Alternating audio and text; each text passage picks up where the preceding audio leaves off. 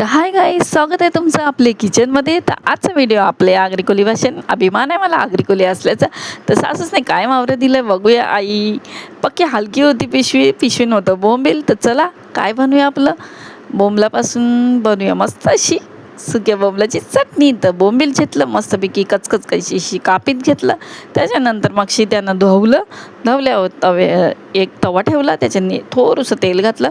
मस्त बोंबील कुरकुरे असतात ना तसं कुरकुरीत करीत घेतलं.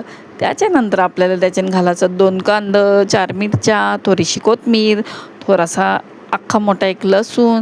त्यानं सगळ्यांनी साफ करीत ठेवायचं आणि मग मस्त धुवूनशी ठेवायचं. आपल्याला त्याची बनवायची आहे चटणी. आणि मग मगशी आपण भुजलेलं शेंगदाणंसुद्धा घेतो. त्या शेंगदाण्याने खरबरीत वाटायचं आहे आणि बोंबील पण आपल्याला खरबरीतच वाटायचं आहात. वाटा असला असतं तर भारीच काम होतं नाही.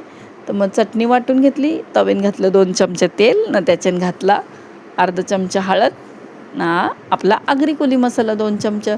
ती चटणी वाटलेली ती घातलेली आहे आणि मगशी घातलेलं बोंबील शेंगदाणा न थोडंसंच मीठ घालायचं. मीठ जास्त घालायचं नाही, बोंबील ऑलरेडी पहिल्याशीच खार असतं म्हणूनशी सांगते तुम्हाला. तर काय वास यायचं, वाह! भाताशी खा भाकरीशी खा मस्त. 15 मिनटं तिला जवळजवळ परतीत जेवायचं आणि मग खाऊनशी बघते मी. तर वाह!